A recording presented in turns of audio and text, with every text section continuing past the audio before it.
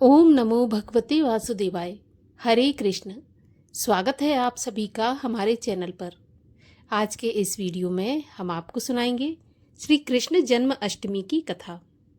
भाद्रपद मास के कृष्ण पक्ष की अष्टमी को जन्माष्टमी का त्यौहार मनाया जाता है और इसी तिथि को रात्रि के 12 बजे मथुरा के राजा कंस की जेल में वासुदेव जी की पत्नी देवकी ने भगवान श्री कृष्ण को जन्म दिया। इस तिथि को रोहिणी नक्षत्र का भी विशेष महत्व माना जाता है और इस दिन देश के समस्त मंदिरों में भगवान श्री कृष्ण का जन्म उत्सव मनाया जाता है। पूजा की जाती है, श्रृंगार किया जाता है, झूला झुलाया जाता है और साथ ही साथ व्रत की कथा भी सुनी जाती है। रात्रि 12 बजे तक भक्तगण व्रत करते हैं, कथा सुनते हैं, भगवान की आरती करते हैं, इसके बाद अपने व्रत का पालन करते हैं। आइए आपको इस वीडियो में हम सुनाते हैं श्री कृष्ण जन्म अष्टमी की कथा। परंतु इससे पहले कि कथा आरंभ करूं, आपसे आग्रह है कि अगर अभी तक आपने चैनल को सब्सक्राइब नहीं किया है, पहली बार चैनल पर आए हैं तो चैनल को सब्सक्राइब करके बेल आइकन पर क्लिक अवश्य कर लीजिए, क्योंकि आपको हमारे चैनल पर सभी प्रकार की व्रत कथाएं और महात्म्य सुनने को मिलेंगे। और अगर आज की कथा और ये वीडियो अच्छा लगे तो एक लाइक करके शेयर भी कर दीजिए। तो चलिए अब हम शुरू करते हैं जन्माष्टमी की कथा। द्वापर युग में पृथ्वी पर राक्षसों के अत्याचार बढ़ने लगे। पृथ्वी गाय का रूप धारण कर अपनी व्यथा सुनाने के लिए तथा अपने उद्धार के लिए ब्रह्मा जी के पास गई। ब्रह्मा जी सभी देवताओं को साथ लेकर पृथ्वी को विष्णु जी के पास क्षीर सागर ले गए। उस समय भगवान विष्णु अनंत शैया पर शयन कर रहे थे। स्तुति करने पर भगवान की निद्रा भंग हो गई। भगवान ने ब्रह्मा और सभी देवताओं को देखकर उनके आने का कारण पूछा तो पृथ्वी माता बोली, भगवान, मैं पाप के बोझ से दबी जा रही हूँ, आप कृपया मेरा उद्धार कीजिए। ऐसा सुनकर भगवान विष्णु बोले कि मैं ब्रजमंडल में वसुदेव की पत्नी देवकी के गर्भ से जन्म लूंगा। तुम सभी देवतागण ब्रज में जाकर यादव वंश में अपना शरीर धारण करें। इतना कहकर भगवान अंतर्ध्यान हो गए। इसके पश्चात देवता ब्रजमंडल में आकर यदुकुल में नंद यशोदा तथा गोप गोपियों के रूप में पैदा हुए। द्वापर युग के अंत में मथुरा में उग्रसेन राजा राज्य करते थे। उग्रसेन के कंस नाम का एक पुत्र था। कंस ने उग्रसेन को बलपूर्वक सिंहासन से उतारकर जेल में डाल दिया और स्वयं राजा बन गया। कंस की बहन जो कि देवकी थी, उसका विवाह यादव कुल में वसुदेव जी के साथ निश्चित हो गया। जब कंस देवकी को विदा करने के लिए रथ के साथ जा रहा था, तभी एक आकाशवाणी हुई कि हे कंस, जिस देवकी को तू बड़े प्रेम से विदा कर रहा है, उसका 8वां पुत्र तेरा संहार करेगा। आकाशवाणी सुनकर कंस क्रोध से आग बबूला हो गया। उसने देवकी को मारने के लिए तलवार निकाल ली। उसने सोचा, न देवकी होगी न उसका कोई पुत्र होगा। तभी वसुदेव जी ने कंस को समझाया कि तुम्हें देवकी से कोई भय नहीं है, देवकी की 8वीं संतान से तुम्हें भय है, इसलिए मैं इसकी 8वीं संतान को तुम्हें सौंप दूंगा। तुम्हारी समझ में जो आए उसके साथ वैसा ही व्यवहार करना। तो कंस ने वसुदेव जी की बात स्वीकार कर ली और वसुदेव देवकी को कारागार में बंद कर दिया। तत्काल नारद जी वहां पहुंचे और कंस से बोले कि यह कैसे पता चलेगा कि 8वां गर्भ कौन सा होगा? गिनती प्रथम से या अंतिम गर्भ से शुरू होगी? कंस ने देवकी के गर्भ से उत्पन्न होने वाले समस्त बालकों को मारने का निश्चय कर लिया। इस प्रकार एक एक करके कंस ने देवकी के 7 बालकों को बड़ी ही निर्दयता से मार डाला। भाद्रपद के कृष्ण पक्ष की अष्टमी को रोहिणी नक्षत्र में भगवान श्री कृष्ण का जन्म हुआ। उनके जन्म लेते ही जेल की कोठरी में चारों तरफ प्रकाश फैल गया। वसुदेव देवकी ने अपने सामने शंख चक्र गदा एवं पद्मधारी चतुर्भुज भगवान को देखा तो उन्होंने उनके चरणों में प्रणाम किया।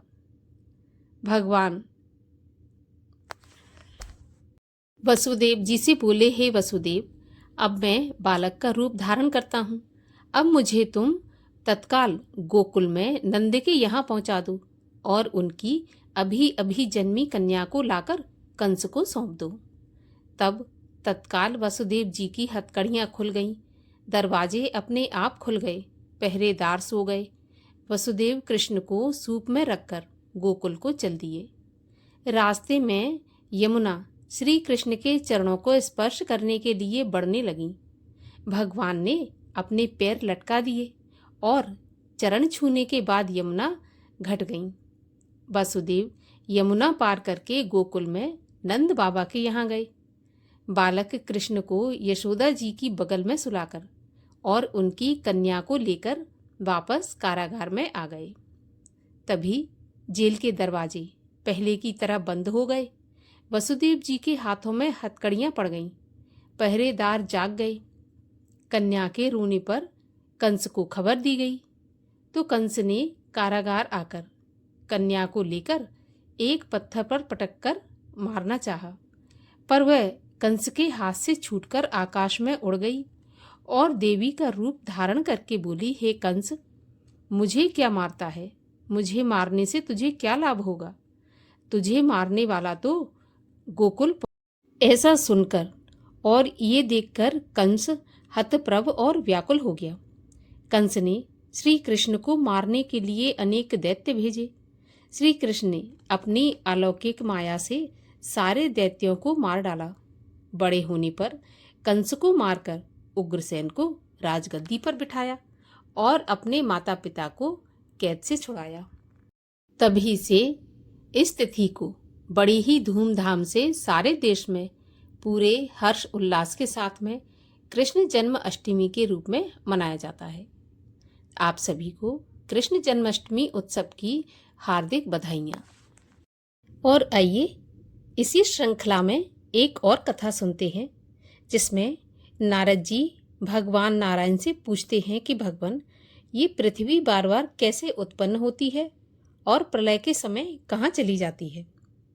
एक बार देवऋषि नारद भगवान नारायण के पास विराजमान थे। तब उन्होंने हाथ जोड़कर भगवान नारायण से कहा, हे भगवान, जब संपूर्ण जगत जल में डूब जाता है, जीव परम ब्रह्म परमात्मा में लीन हो जाते हैं, उस समय ये पृथ्वी कहाँ निवास करती है और सृष्टि के समय ये वापस किस प्रकार प्रकट हो जाती है। धन्य भाग पृथ्वी को बार बार जन्म लेने का सौभाग्य प्राप्त कैसे हो जाता है। हे प्रभु, आप पृथ्वी की उत्पत्ति की पूरी कथा सुनाने की कृपा करें। तब नारद जी की जिज्ञासा शांत करने के उद्देश्य से भगवान नारायण बोले, वत्स नारद, महाविराट पुरुष सदैव जल में विराजमान रहते हैं। एक निश्चित समय अंतराल में उनके मन में सृष्टि की रचना का विचार जन्म लेता है। तब उनके रोमकूपों में हलचल मच जाती है और किसी एक रोमकूप से पृथ्वी निकलकर आती है। जितने रोमकूप हैं उन सब में से जल सहित पृथ्वी बार बार प्रकट होती है और छिपती रहती है। सृष्टि के समय प्रकट होकर जल के ऊपर स्थिर रहना और प्रलय काल के समय छुपकर जल के भीतर चले जाना, यही इस पृथ्वी का नियम है। महाविराट की आज्ञा से ब्रह्मा, मैं और शिव आदि देवता और समस्त प्राणी प्रकट होकर इस पर रहते हैं। इसके ऊपर 7 स्वर्ग हैं, इसके नीचे 7 पाताल हैं। मेरे वराह अवतार के समय यह मूर्तिमान रूप से प्रकट हुई थी और देवताओं ने इनका विधिवत पूजन किया था। उस समय मेरे वराह अवतार के साथ इनका विवाह हुआ था, जिससे मंगल देव का जन्म हुआ। देवऋषि नारद बोले, प्रभु, देवताओं ने आपके वराह अवतार के समय पृथ्वी की किस रूप में पूजा की थी। हे भगवान, आप उनके विवाह और मंगल के जन्म का प्रसंग सुनाने की कृपा करें।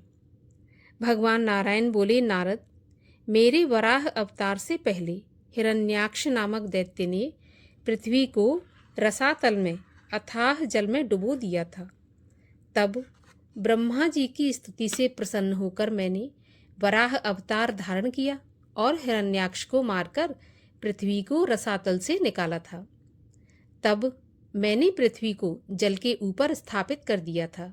उस समय पृथ्वी की अधिष्ठात्री देवी एक परम सुंदर देवी के वेश में थीं। उनकी कांति सभी दिशाओं को प्रकाशमान कर रही थी। उन्हें देखकर मेरे हृदय में उनके प्रति प्रेम उत्पन्न हो गया था। तब मैंने वराह रूप में ही पृथ्वी के साथ विवाह किया और 1 वर्ष तक हम साथ रहे।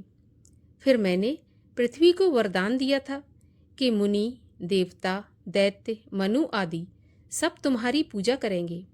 गृह प्रवेश, गृह निर्माण, कुएं, बावड़ी, सरोवर आदि के निर्माण अथवा अन्य गृह कार्यों के अवसर पर देवता आदि सभी लोग तुम्हारी पूजा करेंगे। जो कोई तुम्हारी उपेक्षा करेगा उन्हें नरक भोगना पड़ेगा। इसके बाद मैं अपने वास्तविक रूप में वैकुंठ लौट आया और कुछ समय पश्चात पृथ्वी से महान तेजस्वी पुत्र मंगल देव की उत्पत्ति हुई।